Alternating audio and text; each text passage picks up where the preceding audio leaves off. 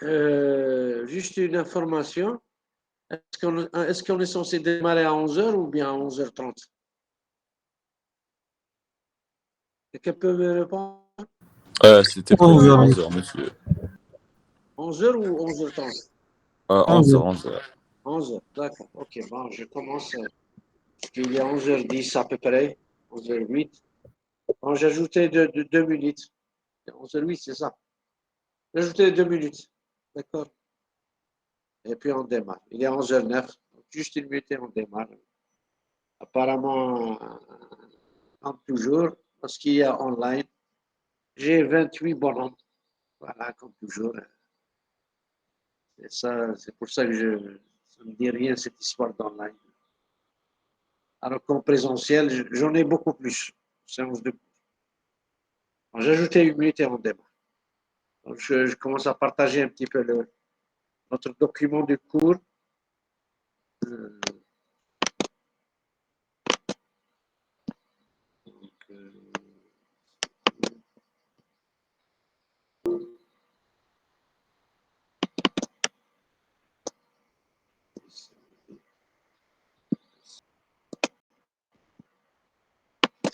bon, on démarre le cours. Donc, je ne sais pas si vous voyez le fichier à partager. 2 minutes. Est-ce que vous voyez le fichier à partager? Oui, monsieur. D'accord. Donc,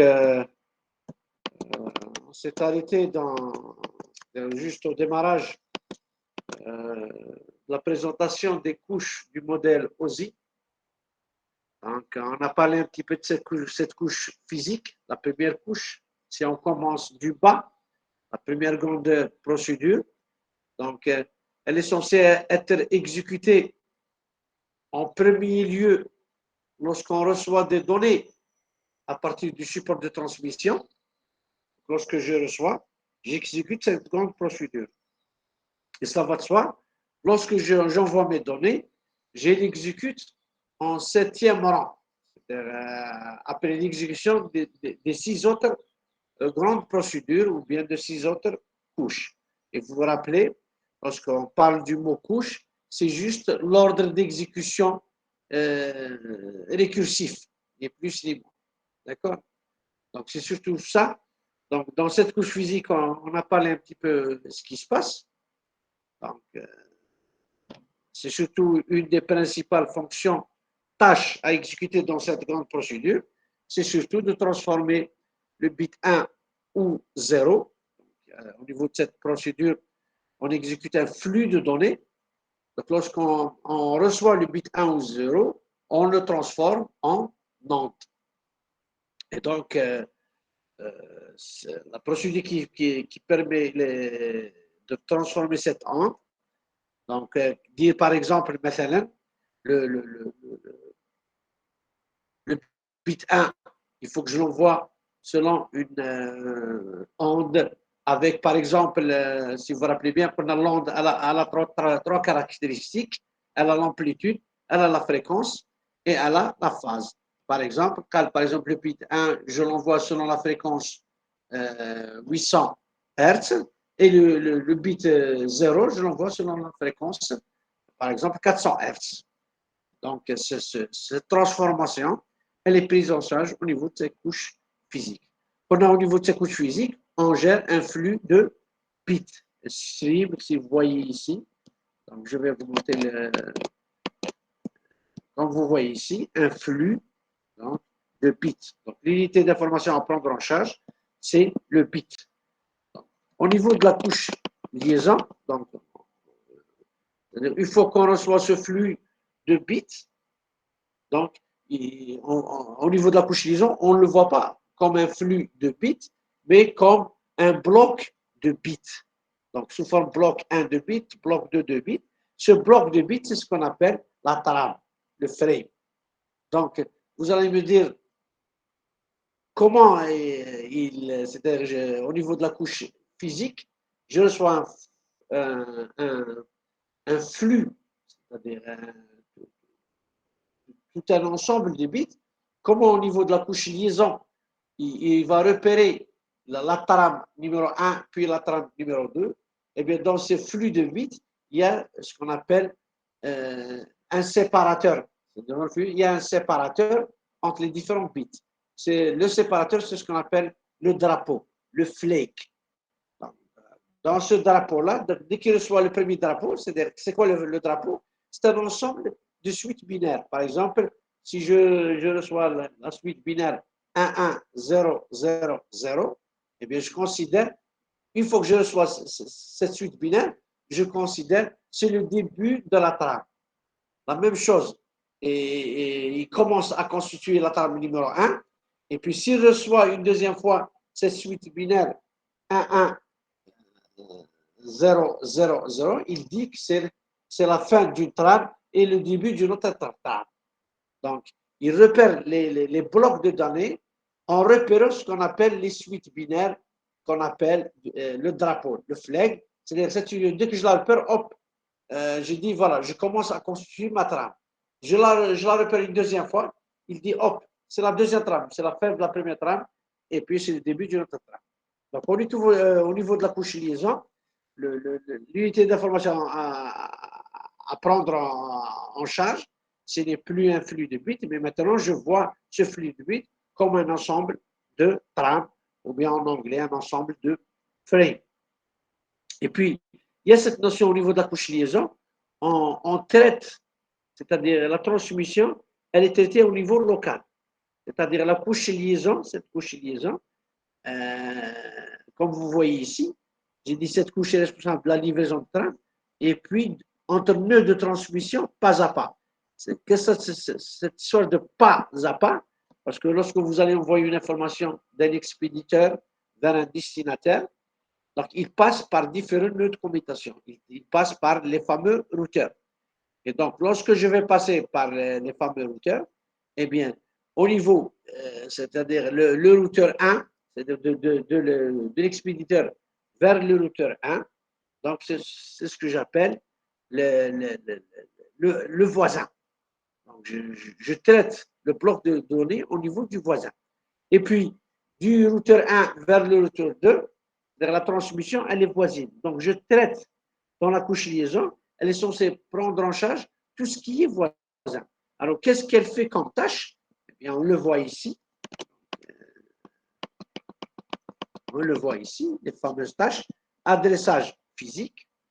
Il y a aussi le contrôle de flux. Il y a le contrôle d'erreur et le contrôle d'accès. Alors, l'adressage physique, c'est-à-dire tout simplement l'émetteur, il a ce qu'on appelle une adresse physique au niveau du réseau local. Parce que je suis en train de traiter les trames au niveau local. Et donc, l'émetteur, c'est-à-dire l'émetteur, il a ce qu'on appelle une adresse locale et ce qu'on appelle l'adresse physique, l'adresse MAC. C'est l'adresse liée à la carte réseau de l'émetteur. Donc,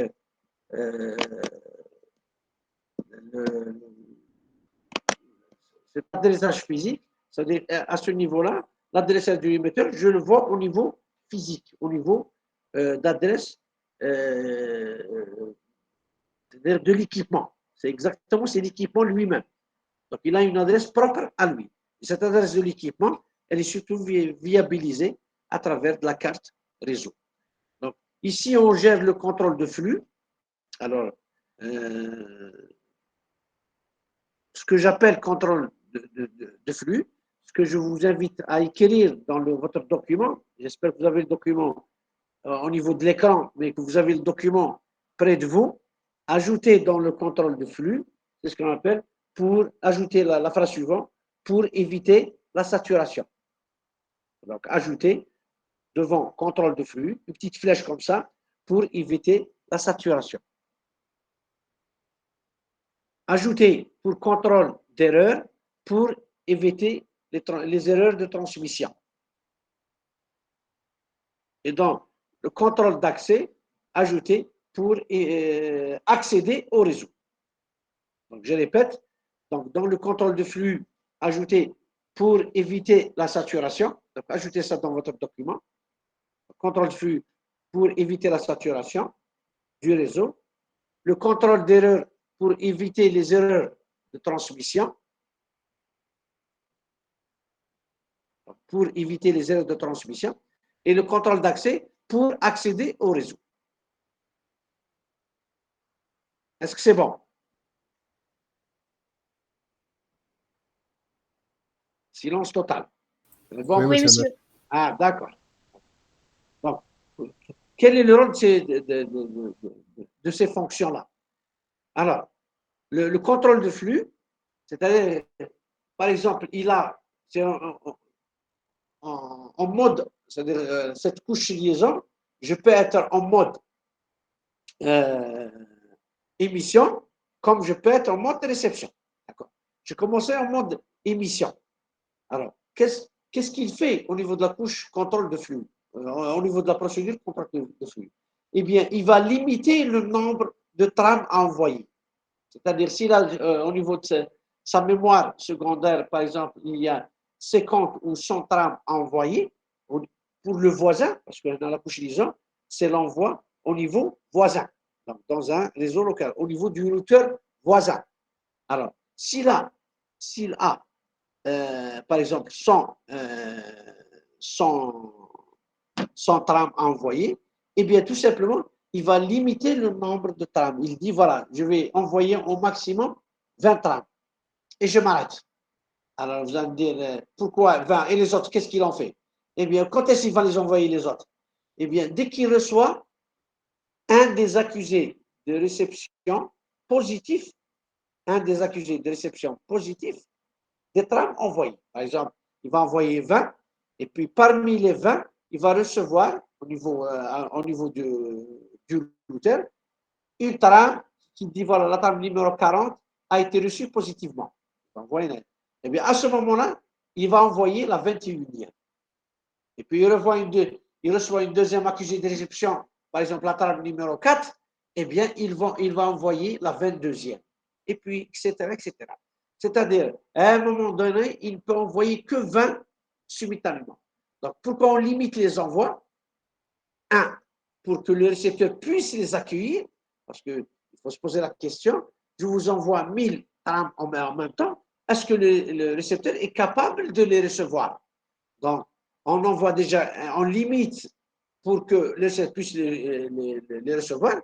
Et deuxième objectif, c'est surtout pour que le réseau ne va pas être submergé par un ensemble de trames phénoménales. Et donc, on va y aller directement par la saturation.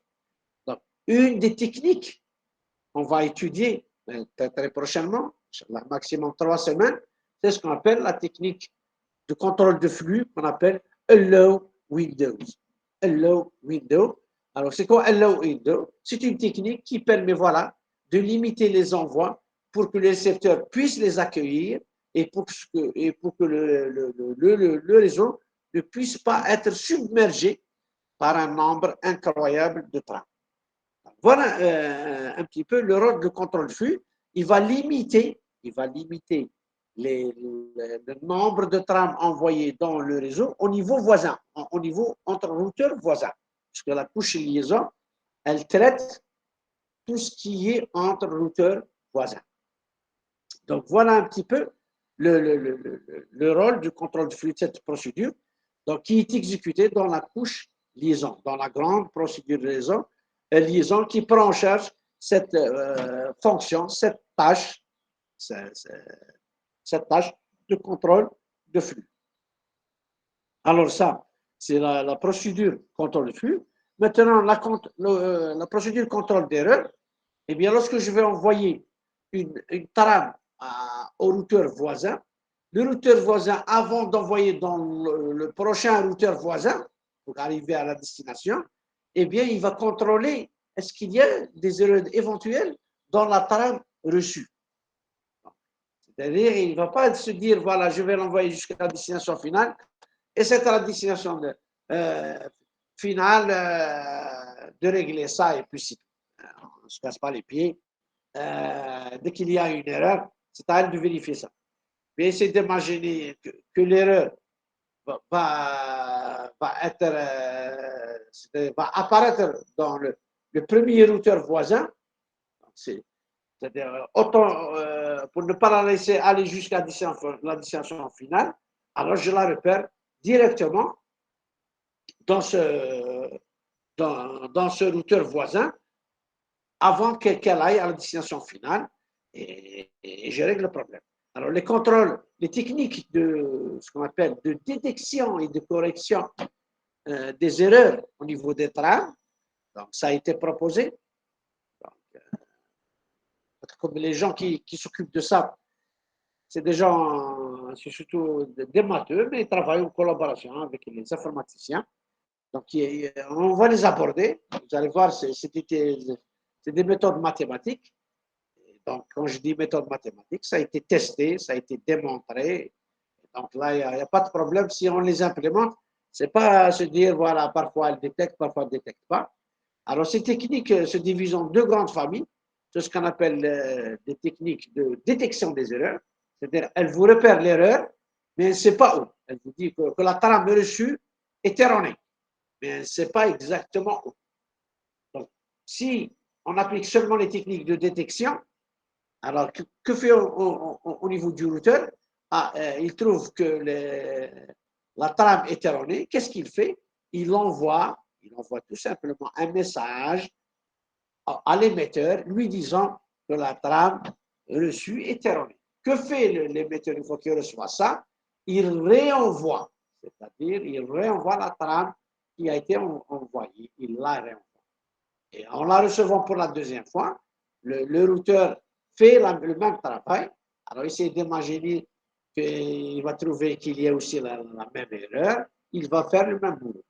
Mais n'oubliez pas, c'est-à-dire, ceci dit, le va-et-vient, qui a beaucoup, le va-et-vient entre le routeur et l'émetteur, si ce va-et-vient dépasse 3, souvent c'est 3 fois seulement, parfois on laisse le chiffre 5, alors une notification est envoyée dès que le système observe ça, en faisant 3 fois l'envoi, une notification est envoyée à l'administrateur, lui dit qu'il y a quelque chose qui ne va pas au niveau, dans la transmission entre le routeur et l'émetteur. Donc ça, c'est lorsque j'applique une technique de détection des erreurs. C'est-à-dire, je vérifie, il y a une erreur, je vois une notification à l'émetteur lui disant trame numéro 40 est erronée. L'émetteur réenvoie cette même trame. Donc, ça, c'est une notification pour le détecter. Alors, est-ce qu'il y a moyen de corriger? Eh bien, il y a des techniques de détecter et corriger les erreurs, c'est-à-dire au niveau du contrôle d'erreur, il repère la trame, il dit que la trame reçue est erronée, et puis il vous dit quel bit est erroné. C'est-à-dire s'il trouve que le bit numéro 40 de la trame est erroné, donc si cette valeur repérée est 1, il va la transformer en 0. Si la valeur repérée est 0, il va transformer en 1. Donc, ces techniques de détecter et de corriger, c'est le rêve. On rêve de ça. Pourquoi on les applique? C'est-à-dire qu'on se casse les pieds, on met seulement les techniques de correction et on oublie les techniques de détection. Donc, ça nous corrige et on est foutu. On ne fait pas le va-et-vient, je vois l'émetteur, c'est erroné, veuillez me renvoyer. On joue le jeu du chat et de la souris. Eh bien, tout simplement, comme lorsqu'il y a des techniques réseau qui s'exécutent, qu'on décide de les mettre dans les systèmes d'exploitation, eh bien, toute l'histoire, combien ça va me coûter? Vous allez, Inch'Allah, vous allez faire votre recherche en informatique, vous allez, Inch'Allah, sortir de nouvelles techniques qui abordent un certain contexte, que ce soit dans le réseau, que ce soit dans l'intelligence artificielle, un peu partout. Votre premier objectif, c'est de dire, voilà, ça marche, donc c'est tant mieux pour moi. Mais à quel coût? Donc, le coût temps, on commence par le coût du temps, c'est très important, et puis on aborde le coût espace. Là, en général, les informaticiens, on essaie d'oublier ce coût espace en se disant on trouvera une solution intermédiaire, mais le coût temps est très important. Là, il est très important. Vous sortez une technique qui dure une journée, ça ne m'intéresse pas vraiment du tout. Donc, peut-être en implémentant des plateformes parallèles, multiprocesseurs, peut-être la journée va descendre jusqu'à un jour, jusqu'à 1 heure, peut-être ça va descendre beaucoup moins, jusqu'à 1 minute. Donc, le temps est très important. Donc, ces techniques de détection, ça va trop vite, mais ça ne me corrige pas. Ces techniques de détection et de correction, elles me coûtent. On va les présenter. Donc, si vous voulez corriger une erreur, elle vous coûte, mais pas vraiment beaucoup, c'est gérable. 2 erreurs, ça commence à chiffrer. 3 et plus, ça vraiment, ça coûte très important. Ça coûte cher. Alors, les techniques, qu'est-ce qui est implémenté dans les réseaux? Eh bien, souvent, c'est des techniques de détection. Dans votre plateforme réseau mobile, on ne les applique même pas. On envoie les messages tels qu'il est, vous le recevez juste fou ou faux, on s'en fout et perdu. Mais dans les réseaux de laptop et des réseaux d'ordinateur, ça, on applique les réseaux de détection, on les applique, et puis parfois dans certains types de réseaux, parce qu'on veut l'information exacte, les transactions bancaires, c'est quelque chose de très, très important. C'est d'imaginer, j'envoie une transaction au serveur, lui disant voilà que telle personne a retiré 20 000 dollars, et puis une erreur de bit de 20 000 dollars, et il carre 200 dollars, il carre 200 millions de dollars, parce que l'erreur de bit, tout dépend où elle est située dans votre suite binaire, elle peut inverser la valeur d'une manière incroyable, la valeur décimale. Et donc, à ce moment-là, ces techniques de détection et de correction des erreurs de transmission sont très, très importantes. Donc, tout ce qui est banque, tout ce qui est bancaire, on les implémente parce que c'est quelque chose de très important. Donc, voilà un petit peu, c'est-à-dire ça corrige le contrôle du flux, le contrôle d'erreur, ça corrige vraiment tout ce qui est entre routeur voisin ou bien entre émetteur et retour voisin ou bien entre routeur et destinataire. Tout ce qui est voisin, comme trame, comme erreur survenant dans une trame. Et puis, il y a le contrôle d'accès. Alors, comment j'accède dans le réseau? Vous allez voir, on va aborder un petit peu les techniques qui sont appliquées pour accéder au réseau. Eh bien, il y a ce qu'on appelle des techniques statiques, il y a ce qu'on appelle des techniques dynamiques. Alors, qu'est-ce qui est appliqué maintenant? Eh bien, maintenant, souvent, on applique une technique statique par excellence, et puis à un moment donné, on lui ajoute une certaine technique dynamique, à un moment donné. Alors, c'est quoi une technique statique? C'est quoi une technique dynamique, au sens accès réseau? Eh bien, je préfère ne pas aborder maintenant, sinon on ne va pas plus s'en sortir. On va attaquer je pense, d'ici 2 semaines, pour ne pas dire la semaine prochaine, les techniques d'accès au réseau.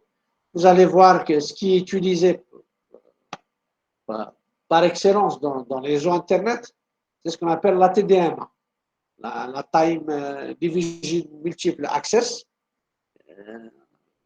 et puis exactement la FDMA.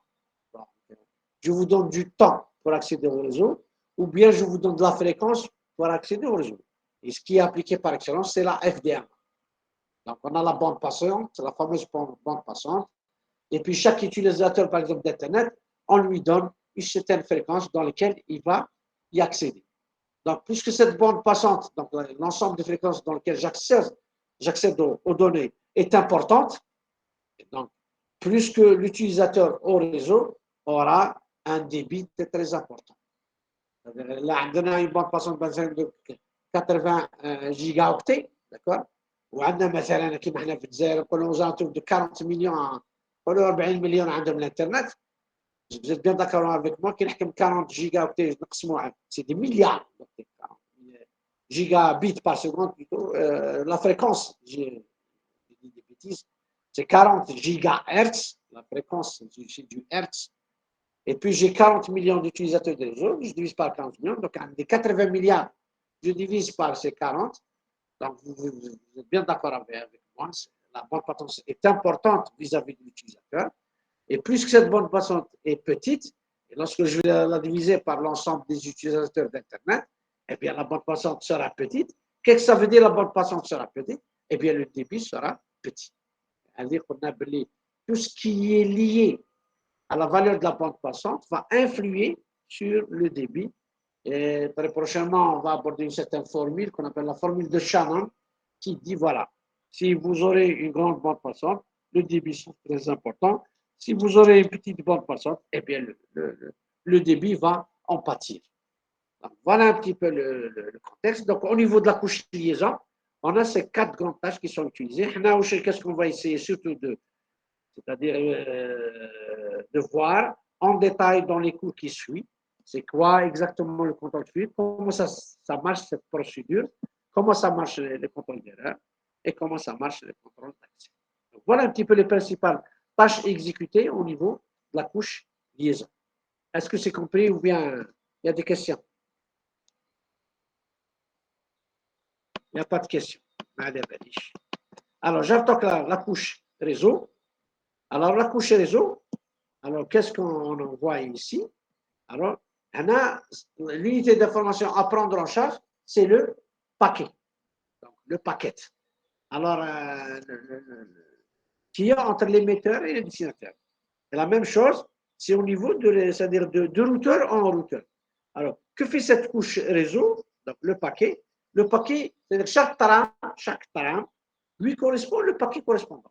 Alors, la différence bientôt, c'est quoi? C'est que dans la trame, on ajoute des choses. C'est-à-dire, je prends chaque paquet au niveau de l'émission et j'ajoute des bits pour aller vers la liaison. C'est-à-dire, lorsque j'arrive à la liaison, je remplis la trame par d'autres bits. À quoi servent un petit peu ces autres bits? Eh bien, tout simplement, c'est des informations concernant le contrôle de flux au niveau de liaison, le contrôle d'erreur au niveau liaison, le contrôle d'accès au niveau de liaison. C'est-à-dire, si je suis à la couche réseau et je descends vers la couche liaison, la couche réseau, c'est un paquet. En descendant vers la couche liaison, je prends le paquet et je lui enrichis d'autres suites binaires. Ces suites binaires sont issues en appliquant la procédure contrôle flux, parce que la procédure contrôle flux a un input ou un output. Eh bien, j'enrichis par l'output. J'enrichis aussi par l'output du contrôle d'erreur et l'output du contrôle d'accès. Et le sens inverse, lorsque j'arrive à recevoir des trames, pour aller dans la couche réseau, eh bien, je supprime tout ce qui est information du contrôle de flux, contrôle d'erreur, contrôle d'accès. Et à ce moment-là, je vais avoir l'unité d'information qui s'appelle le paquet. Alors, dans le paquet, on gère l'adressage logique. Alors, il y a l'adressage physique, c'est propre à l'équipement. L'adressage logique, c'est l'adressage de l'émetteur dans le réseau. C'est-à-dire, l'émetteur, il a sa propre identification, mais dans les réseaux, il aura une autre identification.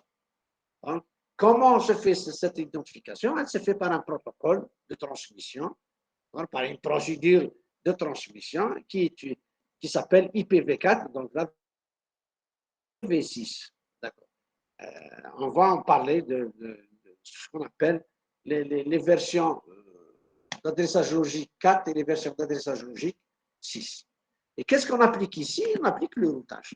Le routage, c'est quoi? C'est surtout définir la route entre l'émetteur et le récepteur.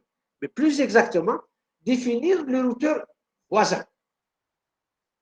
Je reçois le paquet au niveau de la couche réseau, donc je le reçois. Donc j'extrais l'adresse de destination. Il y a plein d'informations. C'est comme l'information que vous envoyez, c'est l'information utile, c'est-à-dire votre email, votre fichier joint, tout ce qui s'ensuit, le contenu de votre texte, d'accord? Et puis le système d'exploitation va ajouter ce qu'on appelle une partie de contrôle. Donc, utile, contrôle. Dans le contrôle, au niveau de la couche réseau, il va y avoir ce qu'on appelle l'adressage logique, l'adressage IP. Et puis pour se dire, voilà, quel est le prochain, ce paquet, quel est le prochain routeur que je vais envoyer mes données, eh bien, j'utilise ce qu'on appelle la table de routage. On en a parlé un petit peu dans le cours, donc, surtout dans la partie matérielle. Donc, on avait dit que le routeur a une table de routage. Chaque routeur a une table de routage propre à lui. Okay. Comment est faite cette table de routage? Donc, qui dit table dit plusieurs colonnes. D'accord. Je n'entre pas dans le contenu de ces colonnes. Là, vous allez les apprendre, Inch'Allah, dans les TP, certaines, dans le TP, le semestre, juste comme ça, brièvement, où vous allez vraiment bien les apprendre. C'est surtout lorsque vous attaquez le master LSD, là, vous allez avoir l'administrateur du routeur, la configuration du routeur plus approfondie. Vous allez voir un petit peu le contenu de ces colonnes. Mais pour le routage, il y a deux colonnes principales de cette table-là. Il y a une colonne qui s'appelle destination et une colonne qui s'appelle routeur voisin. D'accord? Alors, destination, dans cette table, il y a toutes les destinations possibles, parce que le routeur, lorsqu'il envoie l'information, il va extraire l'adresse du paquet, et en extrayant cette adresse-là, il va chercher dans la colonne de la destination la valeur identique. Dès qu'il trouve cette valeur identique, il va dire dans la colonne juste juxtaposée, juste collée, elle va lui donner ce qu'on appelle le routeur voisin. Et on va parler un petit peu dans le cours comment un petit peu est remplie cette table de routage. Dans un premier temps, par l'administrateur réseau, et puis parfois par le système d'exploitation réseau. Il va utiliser un certain protocole qui s'appelle DHCP. Ça, vous allez l'apprendre un petit peu dans le TP d'une manière aussi brève, mais surtout dans la formation Master RSD. Vous allez entrer un petit peu dans le détail. Il va y avoir un remplissage initial, et puis de temps en temps, cette table de routage va changer. Pourquoi elle va changer? Parce que le réseau est vivant, il n'est pas mort. Qu'est-ce que ça veut dire le réseau est vivant? Eh bien, à un moment donné, il y a une forte communication entre un ensemble de routeurs et d'autres routeurs ne communiquent pratiquement pas. À un autre moment donné, il y a ce qu'on appelle des pannes qui peuvent survenir d'un moment à l'autre, qui peuvent survenir soit dans le lien dans le support de transmission entre routeurs, ou bien dans le routeur lui-même. Et donc, une fois qu'il y a ces événements-là, l'administrateur réseau ou bien le système d'exploitation réseau, par des programmes un petit peu réglés comme ça, on va en parler un petit peu, ce qu'on appelle des techniques de routage adaptatif, qui vont essayer de prendre en compte ces faits de panne, d'accord, et ces faits de surcharge pour régler un petit peu le contenu des tables de tournage pour éviter la saturation. Parce que l'objectif, c'est je vais utiliser tel routeur à condition que ce routeur-là, c'est-à-dire il ne faut pas y surcharger. On a parlé un petit peu de cette histoire-là, mais on va revenir lorsqu'on va attaquer la procédure de routage au plus approfondi. D'accord? Voilà un petit peu le routage. Alors, j'attaque la couche transport. Une fois que j'ai fini cette couche transport, on va présenter un petit peu les adressages. D'accord? Donc, la couche transport, qu'est-ce qu'elle fait? La couche transport, déjà, l'unité d'information à prendre en compte, c'est ce qu'on appelle le message. Le message, où il est dit? Eh bien, le message, c'est l'ensemble des paquets reçus. L'ensemble des paquets, il va dire que ces paquets-là appartiennent au même message. Parce que tout simplement, qui dit paquet, dit numéro paquet. Et le numéro paquet, comment il est fait? Eh bien, il a ce qu'on appelle une codification articulée. Il a une codification articulée. Où je mets une codification articulée? Une partie qui codifie ce qu'on appelle une famille, une catégorie, et une partie séquentielle. Eh bien, la première partie, ce sera le numéro message. La deuxième partie, c'est un numéro séquentiel. C'est-à-dire, c'est مثلا عندي le numéro paquet 121 وعندي la codification des messages, c'est les deux premiers champs. Donc 121, وش معنى 121? Ça veut dire c'est le message numéro 12 du premier et son premier paquet. 138, c'est le message numéro 13 et c'est le 8e paquet de ce message-là. On peut regrouper au niveau transport tous les paquets reçus en se basant sur la codification articulée des paquets. Donc, au niveau code-transport, c'est ce qu'on appelle le message. L'unité de base, c'est le message. Au sens TCP/IP, c'est ce qu'on appelle le segment. Juste un petit peu en traduction en anglais. D'accord? Message, et j'ai dit tout entier. C'est-à-dire les messages vraiment tout entier. Et puis, ça gère tout ce qui est comme information entre émetteur et récepteur. Alors, si vous avez remarqué, qu'on a fait le physique, c'est juste un flux de bits qui sont dans le support de transmission. Donc, dans la couche physique, elle reçoit un flux de bits, et puis elle va envoyer l'information à la couche liaison.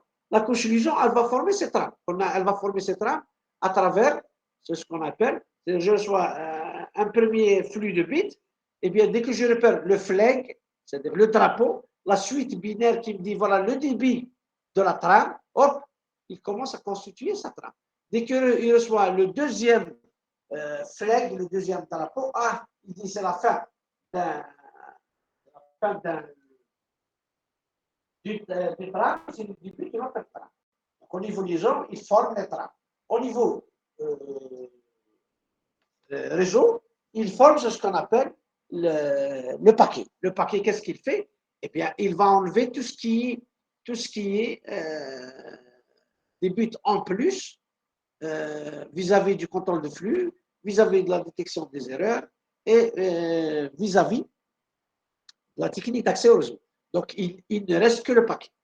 Au niveau transport, il va recevoir un ensemble de paquets, il va les rassembler pour constituer que les messages. Comment il les repère? À travers le numéro de paquet. Parce que le numéro de paquet est une codification articulée. Alors, et puis la couche transport, qu'est-ce qu'elle fait? Elle vérifie les erreurs entre l'émetteur et le récepteur.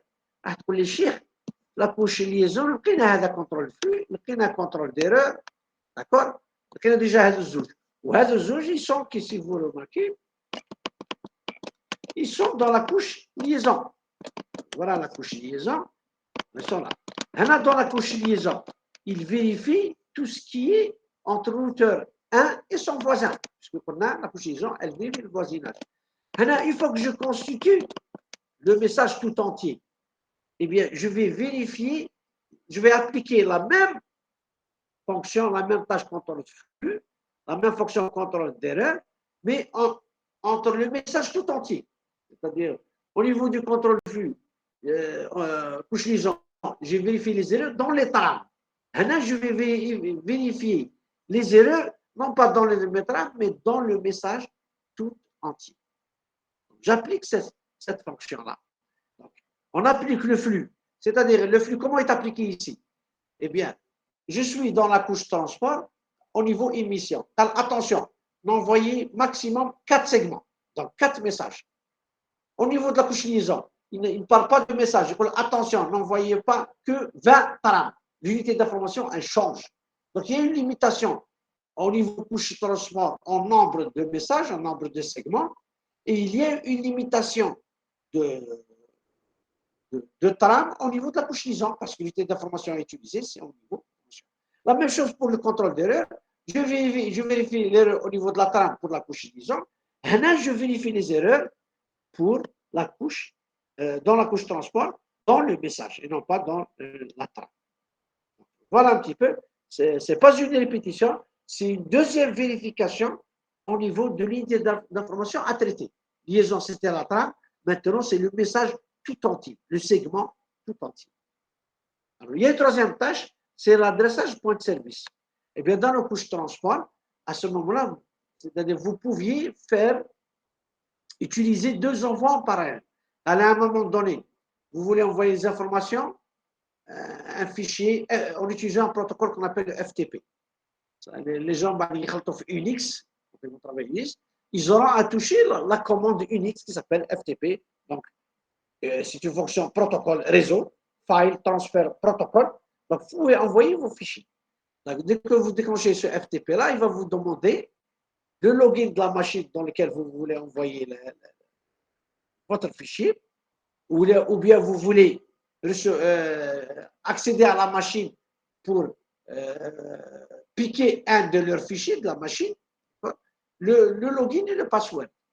Donc, vous pouvez faire un FTP pour envoyer les données, et puis vous voulez envoyer en même temps, c'est-à-dire vous faites un transfert de fichier et vous voulez envoyer vos données par un email.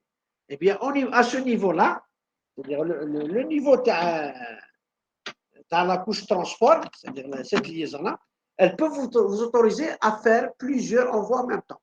Donc, en faisant plusieurs envois en même temps, vous allez utiliser ce qu'on appelle des adresses du port.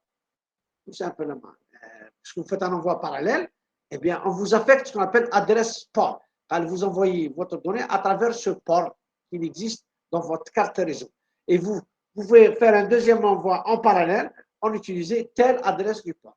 Et à ce moment-là, dans la couche transport, il va définir ce qu'on appelle l'exécution d'envoi en parallèle, de processus d'envoi en parallèle. Cette histoire d'adressage du point de service, ou bien l'adresse du port, rejoint un petit peu l'adressage logique et l'adressage physique qu'on a parlé. On va en parler lorsqu'on va attaquer les différents adressages utilisés dans le réseau. Ça, on va en parler juste à la fin de cette couche transport. Et qu'est-ce qu'il y a comme autre tâche importante, et elle est évidente dans cette couche transport, c'est ce qu'on appelle la segmentation, le rassemblement. La segmentation, c'est de prendre tout votre message et le diviser en plusieurs paquets et les envoyer dans la couche réseau. Cette tâche-là de diviser le message en plusieurs paquets, en plusieurs petits blocs. Il y a le grand bloc qui s'appelle le message, et je prends chaque grand bloc, je le divise en petits blocs que j'appelle le paquet. C'est ce qu'on appelle l'opération de segmentation. Elle s'effectue au niveau de la couche transport. Et rassemblement, ça, c'est au sens réciproque. La segmentation, lorsque j'envoie mes données, le rassemblement, lorsque je reçois mes données. Parce qu'en envoyant, j'envoie en petits paquets. En recevant, je vais recevoir ces petits paquets, je vais les assembler pour former mes messages, mes segments au sens TCP/IP. Voilà un petit peu cette tâche-là. L'autre tâche qui s'appelle commutation. Alors, la commutation, ça permet de dire comment je vais envoyer mes données, ça veut dire par quelle route je vais envoyer mes données. Quelle est la manière d'envoyer mes données. Alors, هتقول لي الشيخ commutation peut-être عنده واحد الريحه une certaine odeur du routage. Eh bien, c'est une certaine odeur du rodage, mais au sens transport, au niveau de la couche transport. Alors, la commutation, il y a deux grandes familles. Dans votre portable, vous utilisez ce qu'on appelle la commutation par circuit. Switched circuit. La commutation de circuit. C'est comme cette histoire-là, on va en parler. Et puis, il y a l'autre famille de commutation, ce qu'on appelle la commutation de données. Commutation de circuit, commutation de données. C'est quoi la commutation de circuit? La commutation de circuit s'exécute en deux phases. La première phase, qu'est-ce qu'elle fait? Elle définit le chemin entre l'émetteur et le routeur. C'est-à-dire, elle va dire, voilà, mon chemin, il va passer par le routeur R1, puis R2, puis R3, puis R4 et puis R5. Elle va définir, dans un premier temps, le chemin. Et puis, dans le deuxième temps, il faut que ce chemin est acquis, d'accord, j'envoie mes données du début jusqu'à la fin. D'accord? C'est ce qu'on appelle la commutation de circuit. L'application de cette technique de commutation, c'est votre mobile. Votre mobile. Vous envoyez, vous appelez, qu'est-ce que vous formulez votre numéro, vous attendez. Cette attente, c'est la construction du chemin entre l'émetteur et le récepteur. Cette technique-là est exécutée au niveau du transport. L'autre technique, c'est quoi? L'autre technique, le chemin n'est pas connu d'avance. L'autre technique, c'est ce qu'on appelle la commutation de données. Eh bien, je ne me casse pas les pieds. J'ai en face moi 4-5 routeurs, j'en choisis un. Et puis c'est tout. Le routeur, le deuxième, il reçoit les données. Qu'est-ce qu'il fait? Il a en face de lui 4, 5, 8, 10 routeurs, il va choisir un. C'est-à-dire, la technique de commutation de données, le chemin n'est pas connu d'avance. Il est connu au fur et à mesure, step by step, étape par étape. La commutation switched circuit, la commutation circuit de données, c'est je construis chemin, donc c'est votre téléphone. Vous formez votre numéro et vous attendez. Là, il était une fois, comme je vous ai parlé la dernière fois, il y avait le téléphone. Lorsqu'on formulait ce fameux numéro, qu'est-ce qu'on entendait? On entendait un ensemble de bip, bip, bip, bip. C'est-à-dire, cet ensemble de bip pouvait durer une seconde, comme il pouvait durer 10 minutes. Donc, il était une fois, on nous laissait entendre ce bip, et maintenant, on n'entend pas le bip, on entend le silence. Pourquoi maintenant on a les bips? Parce que maintenant, les moyens de transmission sont tellement extrêmement rapides que normalement, on ne dépasse pas la minute. Il était une fois, ce n'était pas la minute, ça a 10 minutes, ça a un quart d'heure. Parce que les moyens de transmission étaient vraiment lents. Les commutateurs, il était une fois, n'étaient pas comme les fameux routeurs de maintenant, les fameuses antennes BTS de maintenant. Donc vu l'attente qui pouvait vraiment s'allonger, on vous faisait entendre le son du bip pour dire voilà, c'est en train de marcher, attendez, juste attendez. Donc, on était mis en confiance, voilà, ça va arriver. Maintenant, on a enlevé ce bip-là parce que c'est extrêmement rapide et donc on se disait, mais ce n'est pas la peine de mettre ce fameux bip. C'est une opération de commutation. Donc, cette opération qui prenait en charge un petit peu l'unité d'information de message ou du segment au sens TCP/IP est exécutée au niveau de la couche transport. Est-ce qu'il y a des questions? C'est bon? Oui, monsieur. D'accord. Je sais, c'est un peu brusque comme flux d'information comme ça. Donc, ce que je vous invite, c'est surtout de relire un petit peu le document que je vous ai donné. Et puis, s'il y a quelques points d'interrogation, dans le projet pour Inch'Allah la semaine prochaine, vous pouvez, avant de démarrer le cours, on a des questions à poser, vous pouvez me les poser. Alors, avant d'aborder la couche session, d'accord, on va en parler. Donc, on va parler un petit peu de ces adressages. On a un petit peu adressage point de service, c'est surtout on appelle ça adressage du port. On a adressage logique. Et puis tout à fait en haut, on a l'adressage physique. On va parler un petit peu de ces adressages, ces adresses qui caractérisent un petit peu l'émetteur, qui caractérisent l'émetteur et les récepteurs dans un réseau. Donc, je vais arrêter le partage de ce document et puis je vais y revenir. 2 minutes.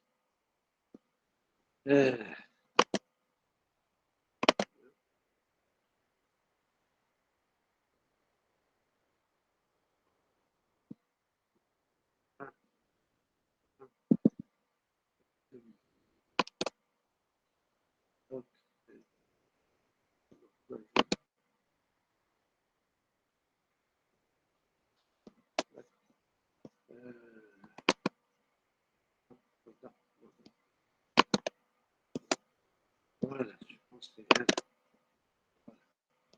je partage le document.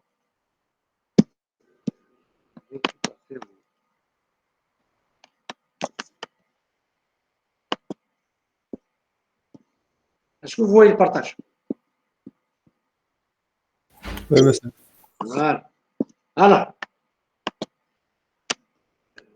je commençais avant d'aborder la couche session. Donc, on parle un petit peu des adresses, puisqu'on en a cité plein d'adresses. On a l'adresse physique au niveau de la couche liaison, on a l'adresse logique au niveau de la couche réseau, ou on a l'adresse port ou de service, point de service exactement, dans la couche transport. Et cela va de soi. Qu'est-ce qu'il y a comme adresse au niveau session, présentation, application? Comment est connu l'émetteur et le récepteur dans les couches session? Il est connu par une certaine adresse spécifique. On va les présenter ces fameuses adresses une par une. Je commencerai l'adresse physique. L'adresse physique, comme vous voyez ici.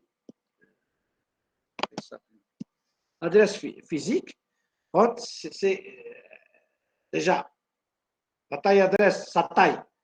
Ça dépend du réseau, puisque les réseaux importants, puisqu'on donne une certaine adresse physique qui est très importante. Donc, cette adresse physique, elle est liée aux équipements réseau. C'est-à-dire, tout simplement, qu'il y a les équipements réseau de IBM, qu'il y a les équipements réseau de NEC, etc. Donc, chaque entreprise a ses propres équipements réseau. Donc, comment on les adresse physiquement? Eh bien, tout simplement, nous la fameuse codification articulée. Donc, il y a une première adresse qui est codification du constructeur. Donc, j'ai un constructeur réseau de IBM, il y a un numéro. Un DEC, la société DEC, la Digital Equipment Corporation, c'est une grande société mondiale, il y a un numéro. Il y a la NEC, la Nippon Electronics Corporation, une société japonaise, elle s'occupe surtout des équipements du type écran. Ils ont de très, très bons écrans du matériel japonais. Et bien, tout simplement, il y a une codification spéciale. Et puis, il y a cette partie, première partie, et puis les autres parties de l'adresse physique, c'est tout ce qui est par rapport à c'est une codification propre au constructeur. Donc, voilà un petit peu. Là, les exemples des adresses. Il y a une Ethernet 6 bytes. Ethernet, qui s'occupe de ces cartes réseau. Il y a Xerox. Donc, et puis, il y a une grande société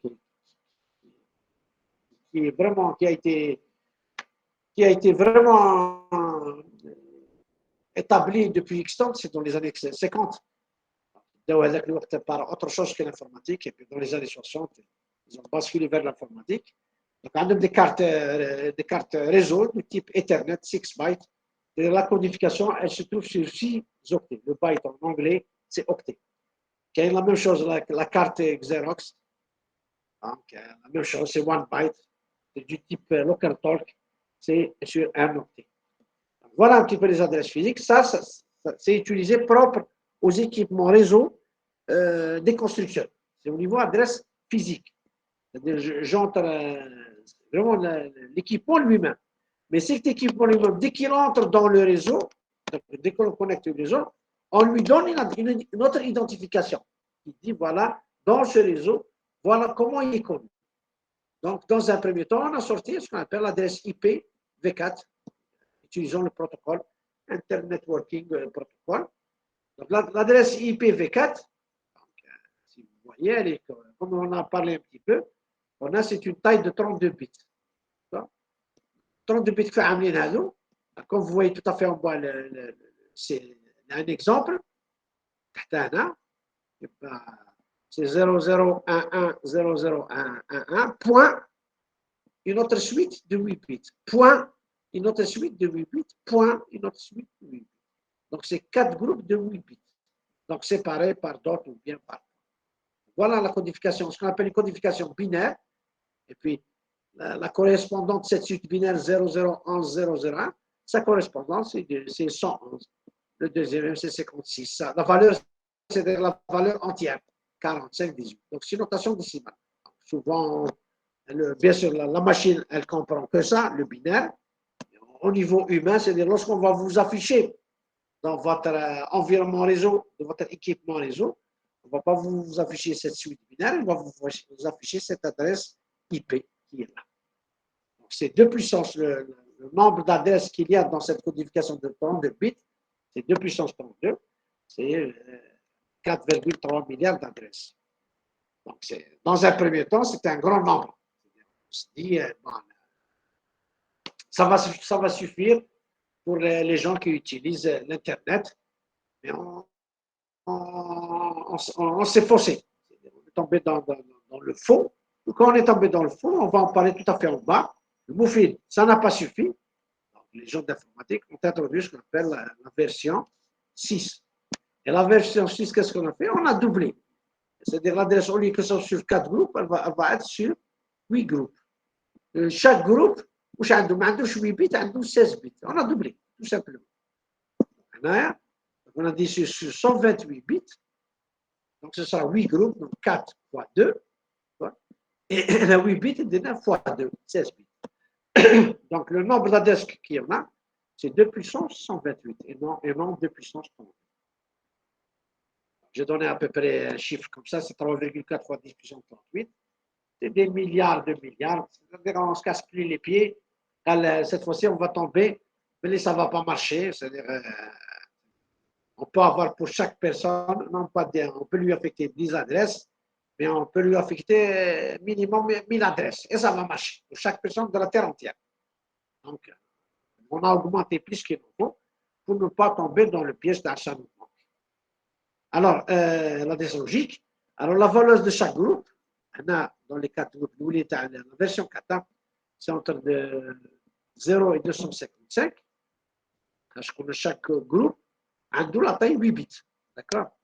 Lorsque vous allez faire le calcul, c'est-à-dire vous pouvez, dans chaque groupe, avoir 0, 0, 0, 0, 0, 0, 0. Et le dernier, c'est 1, 1, 1, 1, 1. Le dernier, le 1 plein de 1, c'est 255.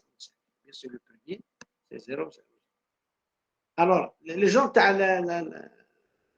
l'adressage logique. Les adresseurs, on a ce qu'on appelle des catégories. Il y a une catégorie, une adresse de la catégorie A, B, C, D et E. Pourquoi ils les ont divisés comme ça? Ils ont leur propre raison. On va les expliquer ici. Alors, avec la catégorie A, l'adresse de A, c'est 0. Et puis quand je mets X, ça peut être un 1 ou un 0. Vous faites, il بدأ بزéro. Maintenant, on fixe le 0. La classe B, le premier, c'est 1, 0. Et puis les autres, quelconques. La classe C, c'est 1, 1, 0. Les autres, quelconques. La classe D, c'est 3, 1, 0. Et la classe E, c'est 4, 1. C'est-à-dire, on fixe pour chaque classe un ensemble d'adresses spécifiques. Donc, je remonte. Pour la classe A, eh bien, les adresses, ils les ont dédiées à des réseaux de grande taille. Là, c'est expliqué. Ils les ont définis à 127 réseaux, à 16 millions de stations hautes.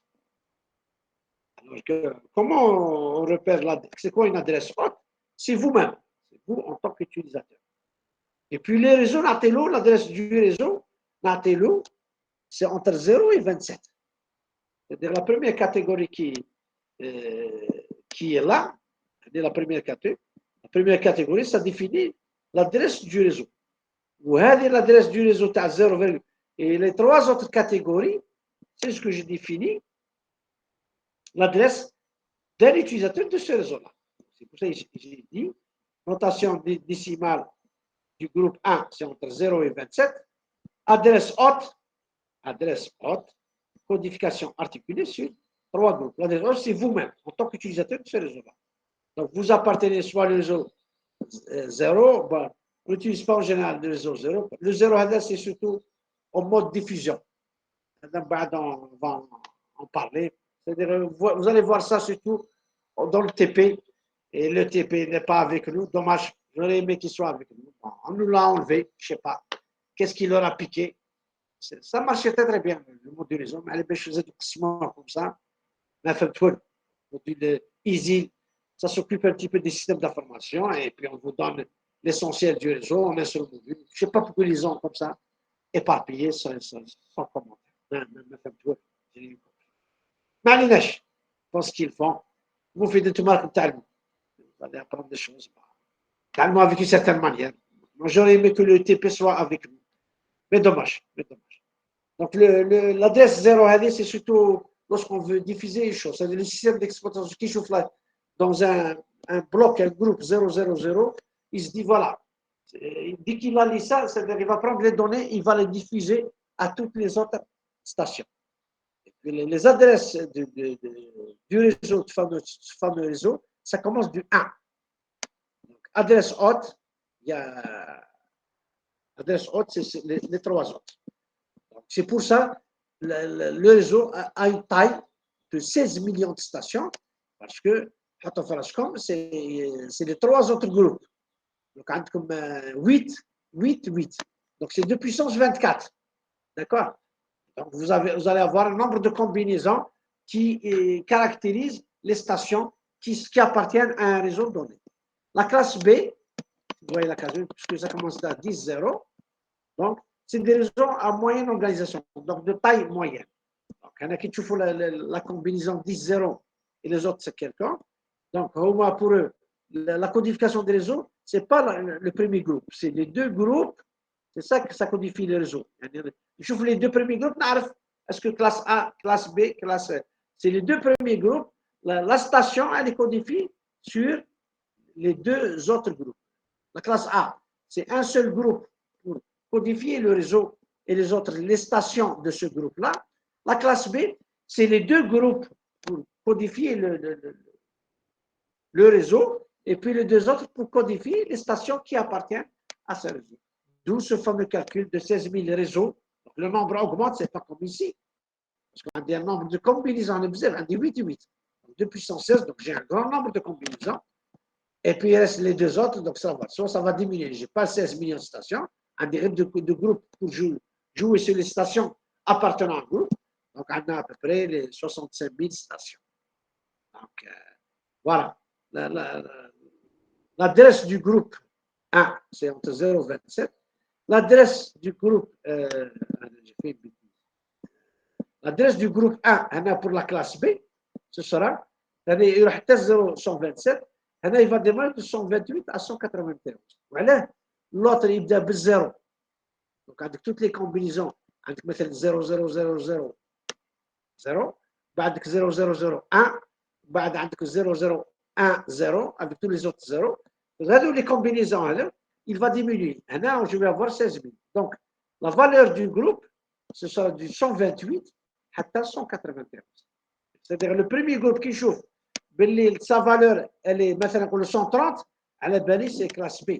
Qui chauffe la première valeur, maintenant, c'est 3, à la balise, c'est classe A.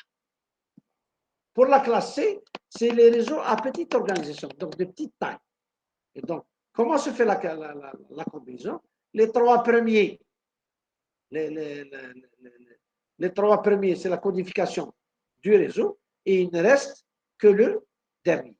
D'où cette histoire de 2 puissance 2 millions de réseaux, parce qu'on a des combinaisons à 3 autres groupes, donc 8 plus 8 plus 8, ça c'est pour la codification du réseau, ou le kharani, donc c'est des codifications, à la base on a 254, le 255 c'est la valeur 0000, jamais c'est le système d'exploitation réseau. Dès qu'il voit cette valeur, il faut que les données sont à diffuser. C'est pour faire le broadcasting dans tous les réseaux. Mais les autres adresses, ils les utilisent comme spécifiques à l'adresse station. Qui maintenant, pour codifier l'adresse station dans ce type de réseau, dans la classe C, eh bien, ils utilisent le groupe 4. Et comment faire la différence avec le groupe B et A? Le premier groupe, il démarrait de 192 à 223. Pourquoi ces valeurs-là? Je fais la combinaison de 110. 110 avec les autres combinaisons. On a 10 avec les autres combinaisons, donc il vous reste 6 bits à jouer. Vous allez voir un petit peu. L'Oulani, c'est 10, 0, 0, 0. Ou l'Akharani, c'est 10, 1, 0. On n'a que des 1, 1, 1, 1, 1. Vous donnez la valeur et vous savez l'adresse finale. On a l'Oulani, c'est-à-dire l'Oulani, c'est 11, 0. Ce sera 11, 0. Le premier, c'est 0, 0 avec les 5. Il y a 3 bits, donc il y a 5 bits à 0. L'Akharani, les 5 bits à 2 sont à 1. Vous allez trouver ces valeurs-là. La première valeur, c'est 192. L'Akharania, c'est 223. Alors, ça, c'est la classe C. Donc, première classe A, tous les réseaux de grande taille. B, c'est des réseaux de taille moyenne. Et C, les réseaux de petite taille. Donc, ils sont définis comme ça. Alors, la classe D, donc, Bedlou. Classe, on a réglé le problème de taille des réseaux. La classe D, c'est-à-dire, c'est surtout des utilisateurs عندهم le propre réseau. C'est des réseaux un peu spéciaux. Donc, c'est des réseaux utilisateurs. C'est-à-dire, واحد الشركة qui crée son propre réseau, elle n'a qu'à utiliser ces adresses-là. Des sociétés particulières. C'est des réseaux un peu spéciaux. On s'est dit, voilà, des sociétés comme IBM qui s'occupent de l'informatique et peut-être des sociétés gouvernementales ça appartient au Pentagone ou bien ça appartient au ministère de la Défense nationale, TANA, etc. Donc, c'est des sociétés un peu spéciaux, c'est des entreprises, c'est des organismes un peu spéciaux. À Taoulon, la classe D, quand tu créer votre réseau, on a une adresse de classe D. Tu peux dire comme ça, Tawa 1 et 0. Et les autres, quelconques. 1, 0, etc. Donc, ce qu'on appelle des adresses multicast, diffusion à un groupe d'utilisateurs. C'est-à-dire, on définit une société avec des utilisateurs un peu particuliers. Donc, sa codification, vu que le bidon 3, 1, 0, donc le premier, c'est quoi? Avec 4, 0, le 224. En bas, le kharani, c'est 1, 1, 1, les 4, 1, le 230. Donc là, c'est des groupes d'utilisateurs, c'est des utilisateurs et ont des grandes entreprises un peu particulières. Parce que ces utilisateurs un peu particuliers utilisent des données un peu particulières. Il ne faut pas les mélanger avec des utilisateurs particuliers que nous sommes. Donc, il va y avoir certains protocoles qui vont être utilisés, certains traitements un peu spécifiques. Donc, dès que le système d'exploitation va avoir une adresse IP du type 110, hop, il peut déclencher certains protocoles un peu particuliers qu'un utilisateur particulier ne peut utiliser. Donc, c'est vraiment les gens qui ont proposé cette codification, ils ont vu l'âge.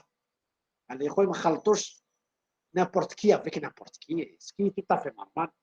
Un expert du domaine avec un expert, un utilisateur simple comme ça, il ne faut pas les mélanger. Ça n'a pas de sens. C'est une grande tchouka. Donc, tout se fout en l'air. La classe E, c'est surtout dans le sens où la codification a des équipements un peu, je dirais, intelligents et très particuliers. C'est des robots. Donc, c'est des machines un peu particulières, de nouvelle génération. Donc, la même chose. C'est-à-dire, ces technologies de nouvelle génération, on va leur donner ce qu'on appelle des protocoles de réseau un peu spéciaux que les autres ne peuvent plus toucher. Donc, on leur a donné une codification comme ça du 4.1 et jusqu'au Kharani. Donc, 4.1, que tu vois la première codification qui est au 0, 4, 0, on l'a vers le 240. Le Kharani, c'est 1, 1, 1, 1. Le fameux 255. Donc, lorsqu'ils les ont divisés comme ça, A, B, C, D, E, ces adresses, ils se sont cassés la gueule. Pourquoi ils se sont cassés la gueule, les gens de la région? Oui, c'est normal, on se casse la gueule. C'est-à-dire, ce que vous allez proposer, c'est-à-dire une nouvelle approche, une nouvelle technique. Peut-être dans le moment, en courant, vous dites, voilà, j'ai pris en compte toutes les considérations, tous les paramètres, etc. Et puis, en passant avec le temps, on peut se casser la gueule. La technique, elle marche peut-être pendant 5-10 ans, et puis, à un moment donné, elle se casse la gueule, ce qui est tout à fait normal. Le problème, lorsqu'on se casse la gueule, il faut se corriger. L'être humain est comme ça. Il essaie de faire du bien, il essaie de se corriger, de faire du bien, etc. Et à un moment donné, ça ne marche pas bien parce que la manière de faire n'est pas à la hauteur, alors il se règle en proportion une autre manière. Alors, la même chose, les IPv4, qu'est-ce qu'ils ont remarqué? Ils ont remarqué que beaucoup de gens créent des réseaux, des gens, des sociétés particulières créent des réseaux, et donc toute la numérotation au niveau de A et de B et de C, c'est-à-dire classe a été, c'est-à-dire les adresses, ces numéros ont été tous utilisés parce que les réseaux c'était en pleine expansion, ça s'augmentait en nombre exponentiel. Donc c'est vraiment classe, c'est saturé, alors que le D et le E, c'est-à-dire on s'est dit que les groupes d'utilisateurs, c'est comme un organisme un peu spéciaux, c'est-à-dire les grands organismes, les organismes militaires, ils se disent voilà, quand on est avec mes numéros, les gens vont me connaître, ils vont essayer de me pirater, de me hacker, etc. Donc, les grands utilisateurs n'ont pas voulu s'investir dans ces fameux réseaux. Et donc, leurs numéros ont été très, très peu utilisés. les futures technologies pour la classe E, ces fameux robots un peu intelligents, la même chose. يقول لك وكون نعرفوا avec une adresse IP de classe E, eh bien, واحد يقدر essayer de piloter cette adresse-là et puis de télécommander un petit peu cette technologie. Et donc, la classe D et E ont été vraiment très, très peu utilisées. Et que les utilisateurs de la classe A, B et C ne peuvent pas utiliser cette classe D. عندهم la limite تاعهم. عندك ou bien vous êtes dans A ou bien dans B donc dans C. ما عندكش الحق باش تدخل في الدي parce que vous êtes une simple société particulière, une entreprise particulière qui a créé son propre réseau, etc. Et donc, ne pouvez pas. Donc, ces numéros de DE, très peu utilisés. Et puis, donc, devant la nécessité de, parce que les autres sociétés qui vraiment, ils ont proposé des réseaux, etc., il y a un besoin. Et à ce moment-là, ils ont basculé vers la codification IPv6. Quand cette fois-ci, les gens lisent la codification IPv4, quand on va plus casser les pieds, eh bien, on va proposer, comme je vous ai dit, le double, ni plus ni moins. Et quand on a 2 puissance 32, on a un double de puissance 128. Donc, on explose. On double, on groupe et on double la taille du groupe. On explose. Donc là, il n'y a pas de problème. On ne va pas tomber dans ce truc-là. Ils ont leur propre famille. Je ne veux pas entrer dans la codification IPv6. Maintenant, qu'est-ce qui marche maintenant dans les réseaux? Eh bien, tout simplement, c'est l'IPv6. Mais où c'est ça? C'est-à-dire, quand des réseaux, ils utilisent l'IPv4. Dès qu'il y a un réseau fait, il utilise l'IPv6, c'est le système d'exploitation réseau. Quand des réseaux utilisent l'IPv4, quand des réseaux utilisent l'IPv6, eh bien, le système fait la conversion. La conversion c'est-à-dire de IPv4 vers IPv6, c'est une simple formule. Très, très simple. Et vice-versa. اللي عنده اي بي في 6 حاب يلقى ريزو افيك اي بي في 4 la transformation, c'est-à-dire la formule mathématique qui fait ça, elle est très simple. Donc maintenant, c'est les IPv6. Et il y a aussi les IPv4 qui sont en parallèle avec le IPv6 et ça marche très bien grâce à ces formules de transformation. On a par exemple la formule qui existe, c'est-à-dire, c'est du IPv6 ou IPv4, eh bien, c'est dans la partie contrôle. Lorsque vous allez envoyer vos données, il y a la partie utile et la partie contrôle. Dans la partie contrôle, il y a une suite de bits dans la partie contrôle du système de contrôle. Il va mettre, attention, l'adressage logique qui est utilisé ici, c'est qui a le 1, la valeur 1, ça veut dire c'est la valeur 0, c'est IPv4, qui a 1, ça veut dire c'est IPv6. En lisant ça, le système d'exploitation bascule d'un système d'adressage vers un autre système d'adressage. Donc voilà un petit peu l'adresse logique. Donc, allez, j'ai un petit peu parlé. On a le X là, c'est un terme binaire, donc c'est du 0 à 1. Je dis que chaque classe, donc A, B, C, D, E, a de l'adresse du réseau, c'est la première adresse, qui mène à, c'est un exemple, 224.0.0.0 pour la classe D. Voilà.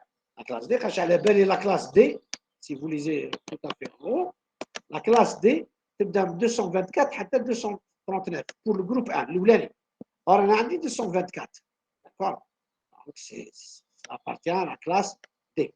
Qui compte 240, eh bien, ça appartient à la classe E. C'est le premier groupe 1. L'adresse de diffusion, c'était dans le réseau. حاب نبعث l'adresse de diffusion qui معناها كيف ندير نحطها لي 239 d'accord qui tu faut 255 tout ce qui a 255 d'accord c'est diffusé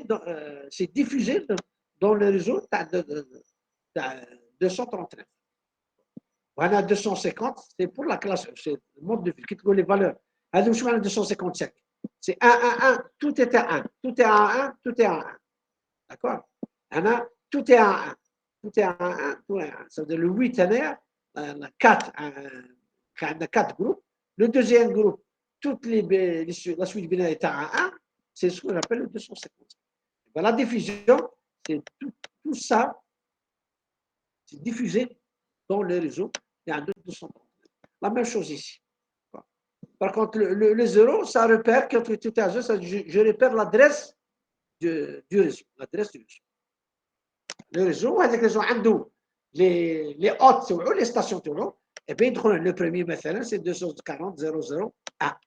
Le deuxième c'est 1.0, etc. Voilà un petit peu comment c'est codifié ces classes-là. Alors, la notion du masque sous réseau, je le fais, c'est-à-dire je donne à l'ancien UTP c'est-à-dire il applique une certaine technique. Je ne vais pas entrer ici dans le détail, sinon on va classe. D'accord? Cette technique, à quoi elle sert? C'est à repérer, c'est-à-dire à repérer, c'est quoi l'adresse du réseau, je suis dans quel réseau et je suis dans quelle station du réseau. J'applique cette technique du masque du sous-réseau. Le semestre prochain dans le TP, vous allez entrer dans ce détail-là. Personnellement, dans le cours, je m'arrête à ce niveau-là. Et d'ailleurs, l'examen où on vous pose ce type de masque sous réseau, je laisse à ma collègue du TP qui fait ce genre d'examen. Jamais je le fais dans mon examen parce que je ne l'aborde pas au sens approfondi du terme. Alors, vous allez avoir l'AMJS dans votre TP test du réseau. D'accord? Donc, voilà un petit résumé de l'adressage logique. Vous allez le relire et si vous avez quelques questions, vous me dites. J'attaque l'adresse port ou l'adresse port point de service. Cette adresse, elle est utilisée au niveau de la couche transport. D'accord? La couche transport, hein, j'ai dit ici, c'est quand des processus s'exécutent en parallèle. قال حبيت نستعمل او اعطيت انا مثلا sur le port C. Bon, le port C, c'est une suite binaire, عنده une valeur, d'accord? Suite binaire. قال استعمل telnet. C'est quoi telnet? C'est le fameux Skype. Skype utilise un protocole qui s'appelle téléphone network. D'accord? Donc, قال نستعمل net et puis sur le port B, نبعث un fichier. Le FTP, c'est File Transfer Protocol, نبعث un fichier. Donc, يستعمل deux ports parallèles. Donc, deux adresses sur lesquelles un côté, il bat votre voix, votre image, etc. Et un côté, il bat un fichier. Donc, c'est des adresses, on les notifie dans votre carte réseau qui dit, voilà, vous faites deux processus en parallèle. Donc, si votre bande passante est très importante, il va vraiment les faire en parallèle parce qu'il va envoyer sur un ensemble de fréquences de la bande passante, et ça va se passer très bien. Si la bande passante est vraiment petite, qu'est-ce qu'il fait? Eh bien, vous allez avoir ce qu'on appelle un débit très ralenti. À un moment donné, sur le port C, mais il s'amène une petite bande passante, tu fous Internet et tu me chantes bien, il bascule, il bat votre fichier FTP et puis il revient vers Internet, donc il joue entre les deux. Alors, la taille du port en TCP/IP, la taille de l'adresse du port, comme un interdit dire, c'est-à-dire la transmission en parallèle jusqu'à 16 bits. Vous pouvez faire plein de processus à traiter en parallèle en mode transmission. Ça, cette adresse du port est utilisée pour notifier que voilà, sur ce port-là, j'envoie mes données, je fais ce qu'on appelle des exécutions, des processus en parallèle dans le réseau. Donc, ça exécute au sens dans la couche transport. Bien maintenant, pour l'adresse spécifique, les adresses spécifiques sont exécutées à partir de la couche session, présentation. C'est des adresses dont vous écrivez d'une manière claire votre adresse, comme ici, par exemple, camara@gmail.com. Ça, c'est une adresse que vous comprenez. Bien sûr, le système d'exploitation réseau, il y a au niveau, c'est-à-dire, il considère votre adresse en clair, mais aussi, c'est un langage que vous comprenez, le HAT, etc. Donc, dans la couche application, couche présentation et couche session, il va garder cette valeur comme ça. Dès qu'il passe en couche transport, il va la transformer en adresse du port. Et puis, dès qu'il passe vers la couche réseau, il va la transformer en couche logique et puis liaison en couche physique. Et puis, il envoie en bits dans la couche physique. Donc, voilà, j'ai dit que ces adresses proches du langage humain sont transformées en adresses du port ou logique selon les types de traitement utilisant c'est-à-dire au niveau de chaque couche, on demande un certain type d'adressage.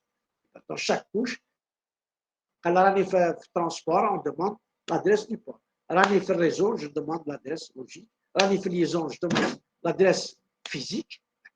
Et puis dans dans le physique, je ne suis plus en termes d'adresse, on y bit par bit. Et puis, ils s'exécutent comme ça, l'un après l'autre. Voilà un petit peu, c'est ce petit résumé d'adressage.